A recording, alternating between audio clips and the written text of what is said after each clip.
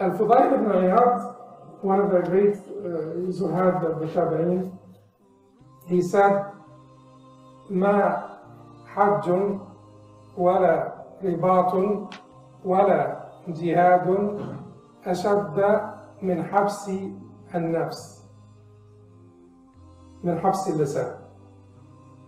ما حج ولا رباط ولا جهاد أشد من حبس اللسان. ومن أصبح يهمه لسانه أصبح في هم عظيم.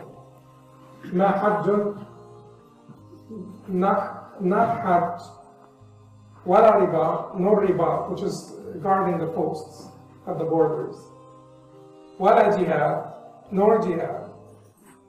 أشد is harder than, more difficult than, من حبس اللسان, than restraining your tongue,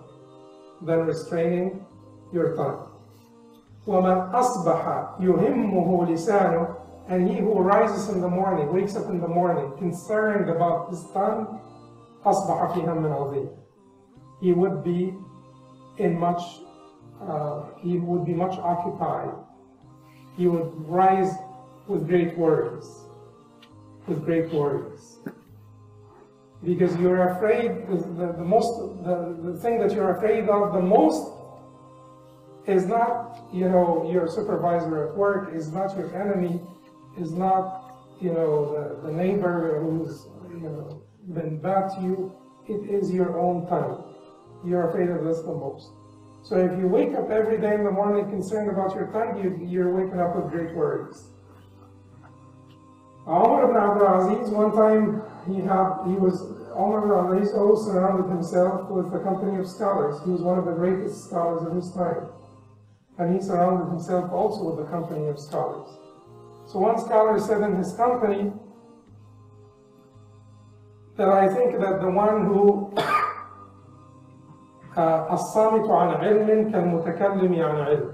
I think the one who speaks, who stays silent based on knowledge, is like one who speaks out of knowledge, or on the basis of knowledge.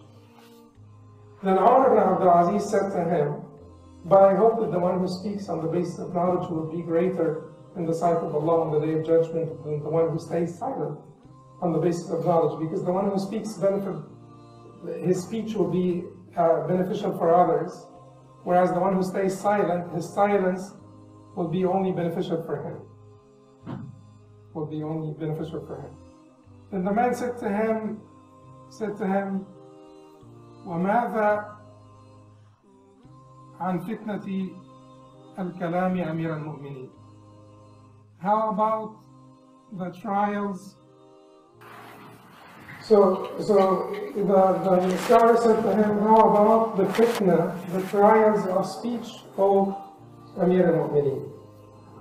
The trials of speech are huge trials.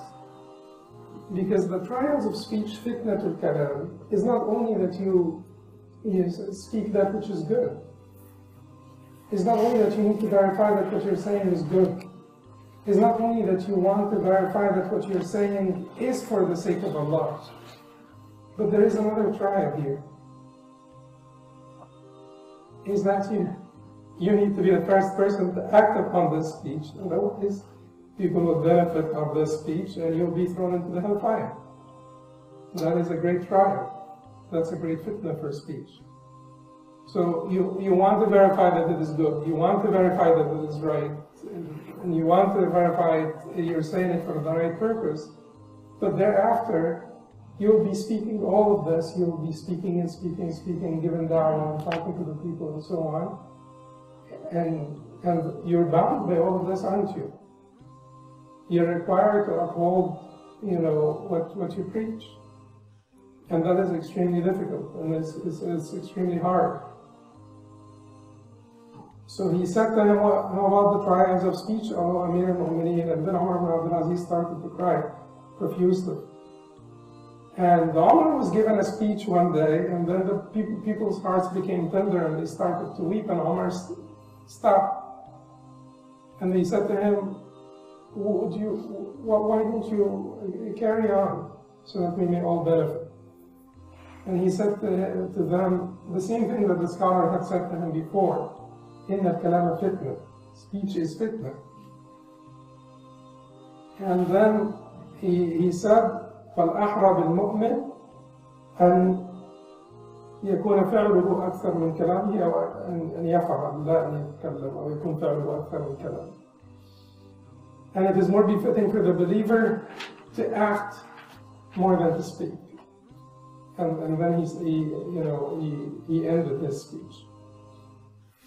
So speech in general, even if it is good, there are great trials in speech.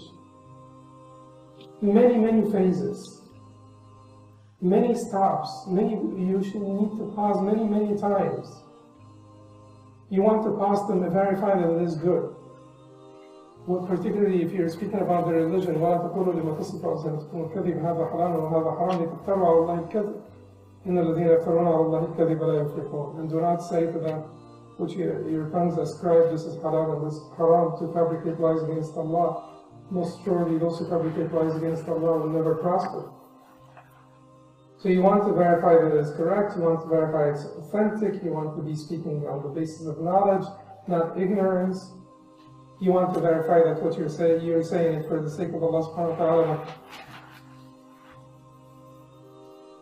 not for the sake of the people, and not for the sake of celebrity, and not for the sake of being called Shaykh or Qari or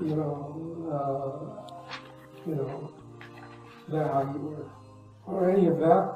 But after all of this, and you have done all of this, the problem is all of that you said, you will now have how to live by it. You have to live according to it.